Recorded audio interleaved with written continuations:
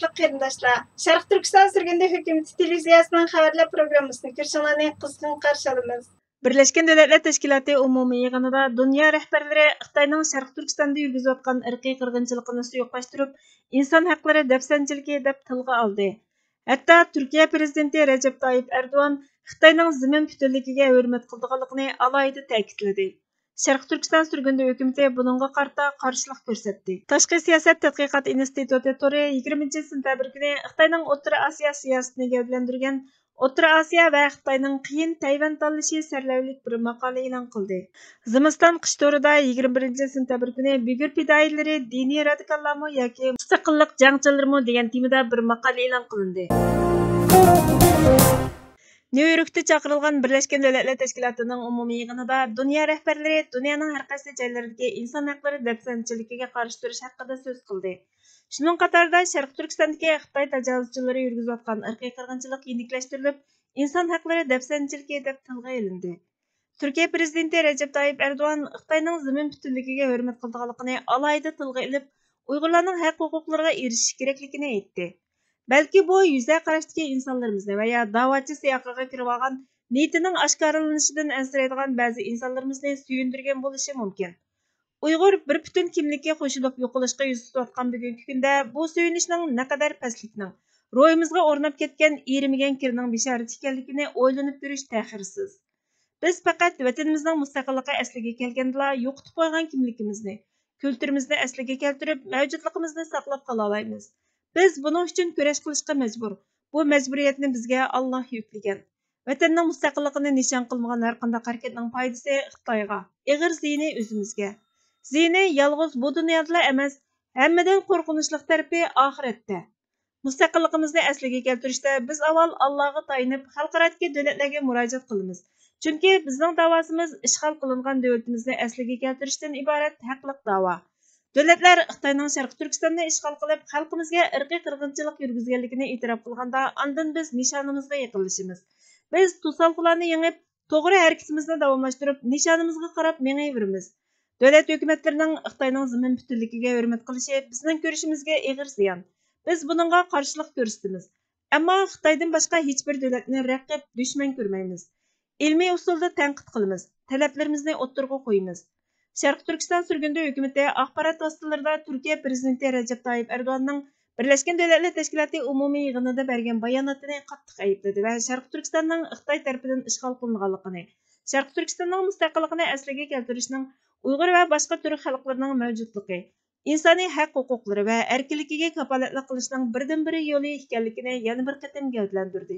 Amerika prezidenti Joe Biden Sharq Turkistondagi irqiy qirg'inchilikni Birleşken Devletler Teşkilatı inson haqlari komissarining e'lon qilgan dokumenti bo'yicha gavdlantirgan. Yetarlik tilga olmagan. Sharq Turkiston sürgünde hökuməti axbarat vositalarida buningdan ümidsizlanganligini, barliq davlatlarni ishg'ol ostidagi Sharq Turkistondagi Uyg'ur va boshqa turk xalqlarga qaratilgan irqiy qirg'inchilikni inson haq-huquqiga xiloflik qilish deb suyuqlantirganligini, Birleşken Devletler Teşkilatı Birleşken Devletler Teşkilatı Kişilik Huquq Kengashi va Birleşken Devletler Teşkilatı Bexatarlik Kengashiga a'zo davlatlarni ahamiyatli harakat qo'llanib, Xitoyning Sharq Turkistonda olib berayotgan mustamlikachilik, irqiy qirg'inchilik va ishg'oliyat harakatini tezdan oxirlashtirishni talab qilganligini bildirdi. Tashqi siyosat tadqiqot instituti Tori 20 sentabr kuni Xitoyning O'rta Osiyo siyosatini gavdlantirgan O'rta Osiyo va Xitoyning qiyin Tayvan tanlashi sarlavlik bir maqola e'lon qildi. Tuanda maqolaning asosiy mazmunini diqqatingizga sunamiz. Xitoy uchun Tayvanning mustaqil bo'lishi bir tahdid. Agar Tayvanda urush portlasa, Xitoyning dengiz orqali energiya bilan ta'minlashi to'sqinlikka uchraydi. Xitoy G'arbiy Tinch okeandagi to'qinish keltirib chiqargan iqtisodiy qalayimqonchilikqa taqobil turish uchun zehnini O'rta Osiyoga qaratdi. Harbiy kuchini oshirishdan boshqa, Xitoy G'arb bilan parchalanish vaziyatiga astoydil ahamiyat berdi.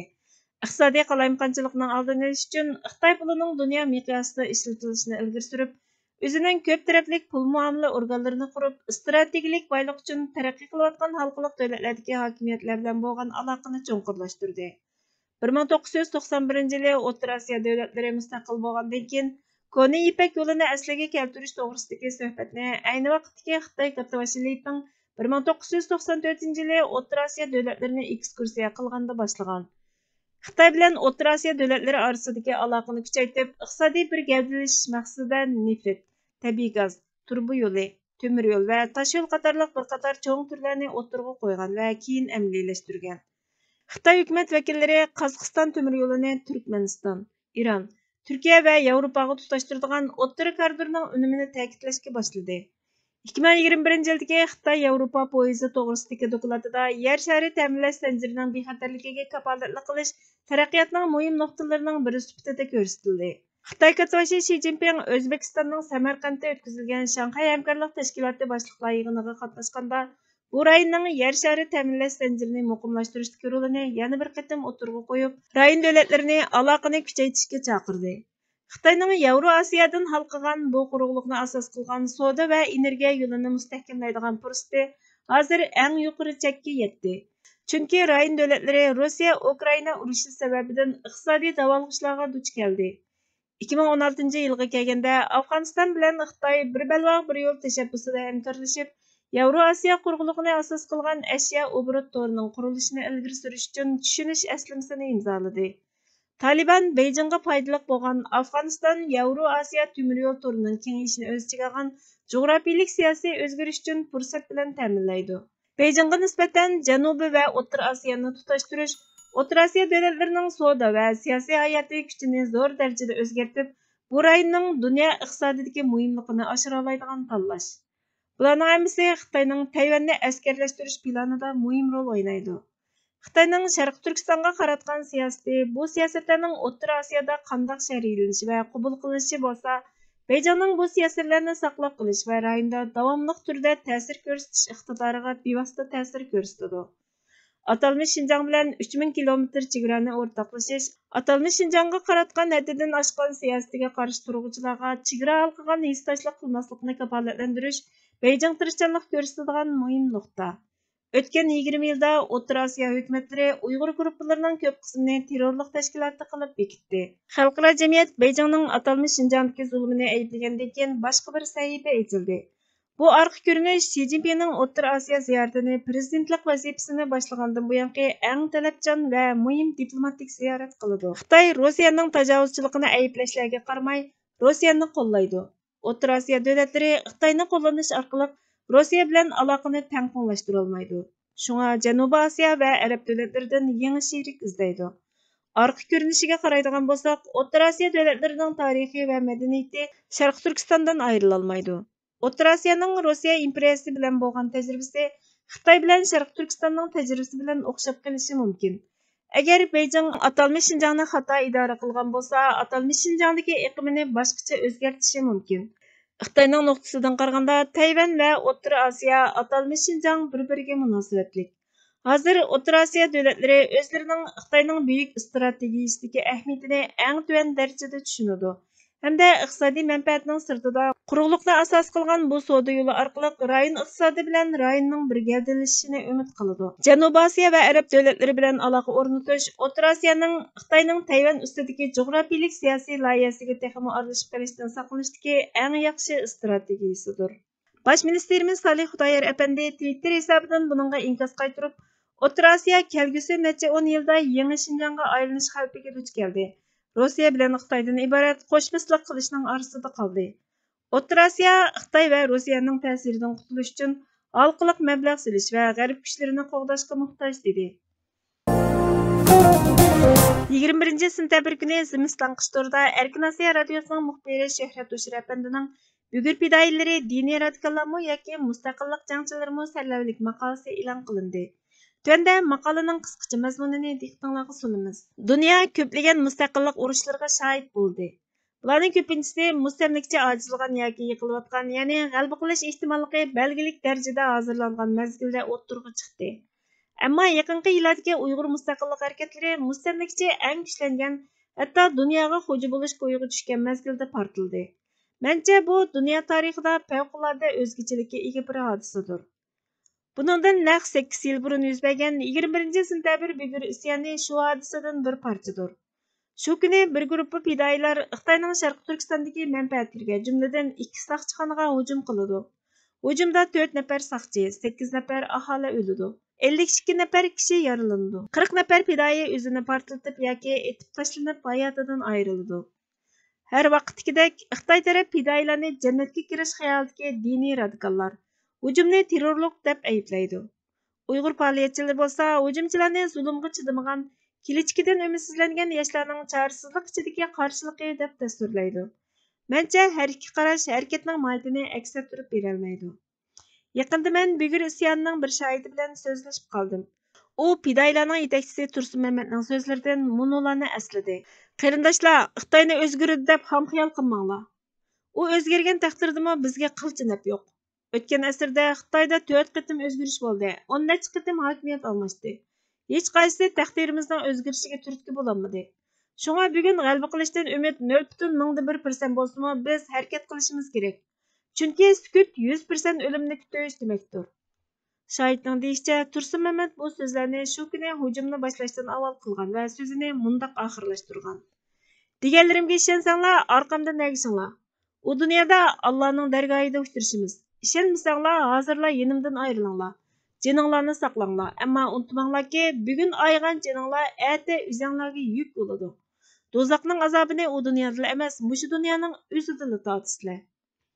Tursun Mamatning qo'rg'isiga to'plangan 60 do'stidan 40 nafari uningga ergishibdi. Qolgani ayrilibdi. Guvochimi shu ayrilganlardan biri ekan. Uning qochish safari shu minutda boshlanib, 1 yildan keyin Turkiyaga omon-eson yetib kelibdi. Men uningdan so'radim. Aradan 8 yil o'tganda Tursun Mamatning shu kungi so'zlariga qanday baho berasiz? Shu kuni ayol bolamning va 5 qarindishimning omonligi va xotirjamligini o'ylab, sapdan tushib qolgan edim. Hozir ayol bolamning nima kun ko'rayotganligini bilmayman. 5 qarindishim ayollari bilan birlikda turmida. Men o'zim chet elda texcha iqtisodiy jihatdan tiklanib bo'lolmadim. Shunga sapdan tushib qolganimga pushaymon qilaman. Bo'libmi har qitim ish ustida xiyolga petib qolgan chig'imda men ishlayotgan zavodga sex boshlig'i "Kallangni yig" deb vaqirgan vaqtida Tursunning o'lim haqidagi ta'biriga chin yurakdan qoyil bo'laman. Meni har vaqt o'ylantirdigani oxiri 100% o'lim bo'lgan bu harakatga shu fidoilarning qandoqlarcha jasorat qila olganligi edi. Shunga shoiddan so'radim. Shu kungi isyonga turtki bo'lgan bir konkret voqea bormi? Masalan, birilarining kechada uyini tekshirish yoki biror diniy zotning tutqun qilinishi va yoki ko'chadagi biror yo'yinkashning bo'zaq qilinishi degandek. Deganlaringiz Uyg'urlarning kundalik hayotining bir parchasi. Agar haqsiz harakatlar isyon paydo qila oladigan bo'lsa, Sharq Turkistonda har kuni har soat minglarcha isyon yuz bergan bo'ladi. Undaqda ularning maqsadi jannatga kirish desak to'g'ri bo'lamdi. Jannat ularning maqsadlaridan biri, hammasi emas. Asosliq maqsad dunyoga ovozini chiqarish va dunyoning diqqatini tortish. Bu guvochining bayonlari, Tursun Mamatning so'zlaridan olgan naqllari va o'zimning fidoilar sepidagi yillardan beri kuzatishimga asosan Bugur isyonining maqsadini mundaq xulosladim. Oldi bilan Xitoyga uning hokimiyatini qabul qilmaydiganligini jakarlash. Andan Uyg'ur xalqiga milliy ozodlik uchun jinini fido qila oladigan o'g'il-qizlarning mavjudligini bildirib ilhom berish. Undan keyin xalqaro jamoatga dunyoda Sharq Turkiston deb ishg'oliyat ostidagi bir zaminning borligini va Uyg'urlarning Xitoy oilasining bir parchasi emas, ana shu mustamlaka zaminning haqiqiy egalari ekanligini bildirib qo'yish. Demak, Bugur isyoni planliq, nishonliq bir harakat va uzun suzilgan Sharq Turkiston mustaqillik kurash yo'liga chechilgan urug'lar. Yaqinqi 20 yilda yuz bergan ko'pincha qarshilik harakatlarida ko'rilgandek, bu qitimqi harakatdimi hujumchilarning 20 nafari ayol. Ayol fidoilardan biri yetakchi Tursun Mamatning ayoli. Meni hayron qoldiradigan yana bir nuqta, ayolini jangga yetaklab akiradigan bir rahbardagi tashkillash iqtidori qandoq bir iqtidor? Bu iqtidordagi sehriy kuchning siri nima? Bu savolimga guvochining Tursun Mamatni eslagandagi ko'z yoshlari va so'zlariga asosan mundaq javob oldim. Tursun Mamat kishilarni jannatning go'zalligiga shu zamon jinini tashlab bergidek darajada maftun qila oladigan bir diniy zot emas. U bir binokorlik texnikumini bitirgan va ya uy qurilishi tijorati bilan shug'ullanayotgan bir hunarvan. Uning diniy ma'lumoti faqat ishdan sirt o'rganish va izlanishdan to'plangan. U xalqaro qonun va munosabatlarni yechib tushuntirib, dunyoning adolatiga ishondira oladigan va istiqbolidan umidlantirib, darhol mustaqillik ko'rishiga otlantira oladigan darajada bir siyosiyon yoki faylasuf texmi emas. U faqat o'zi va xalqi duch kelgan zulmning yiltizini va bu zulmga qarshi qandoq ish tutishning sharaflik bir yo'lini mantiqliq shaklda izohlab beradigan bir rahbar. Ayoli va 40 nafar saptishni qoyil qilgani, ya'ni eng kuchli rahbarning quroli uning niyat va axloqidagi durustlik, vatan millatga bo'lgan sadoqat. Paranımızның ахырда şahit mundaq dedi. Əgər deganlarimning xalqimizga bir foydasi bo'lsa, bo'libmi Xitoyning Uyg'ur qirg'inchiligini haqqoniylashtırib qo'ymaydigan ish bo'lsa, yozmangizda foydalansangiz bo'ladi. Uni mundaq deb xotirjam qildim. Fidoilarning g'oyasi va harakati milliy ham inson haqlari jumlasidan. Birər şəxsi və yoki birər qrupining qarshilik harakati shakl va mohiyat jihatdan nima bo'lishidan qat'iy nazar bir millatni kollektiv jazolashni haqqoniylashtira olmaydi. Turkiya PKK bilan, Angliya Shimoliy Irlandiya partizanlari bilan, İspaniya Bastik mustaqilchilari bilan 10 necha hatto asrlardan beri kurash qilib kelyotidi. Ammo Turkiya kurdlarni lagerlarga solg'ini yo'q. Angliya va İspaniya bir haqiqatdanmi millionlarcha xalqni to'plab qayta tarbiyalash ilib borgani yo'q. Demak, esda tutish kerakki, Uyghur fidoyilari jinnidan to'ygan yoki umidsizlangan yoshlar emas. Balki dunyoda nimalarning yuz berayotganini, bo'libmi dushmanning payli va xalqining beshiga nima kunlarning kelayotganini oldin ko'radigan aqlli, hushyor va vijdon sohibi yoshlardir. Ular biror qonunliq davlatni parchalashga uringani yo'q. Faqat eng vahshiy bir mustamlikachining tapinidan o'z xalqini qutuldirish yo'lida qon taqdim qilganlar, jon fido qilganlardir. Şuna Uyghur fidoyilari Xitoyning nazarida terrorist, mening qalbimda o'lmas qahramonlardir. Zulmga sukut qilish zulmdir. Millatning zulmga sukut qilganligi sababidan umumyuzlik jazoga uchrashi shar'iy haqiqatdir va ijtimoiy qonuniyatdir. Chunki zulmga sukut qilishning o'zi zulmdir, zolimga yo'l qo'yganlikdir va zulmga o'rtoq bo'lganlikdir.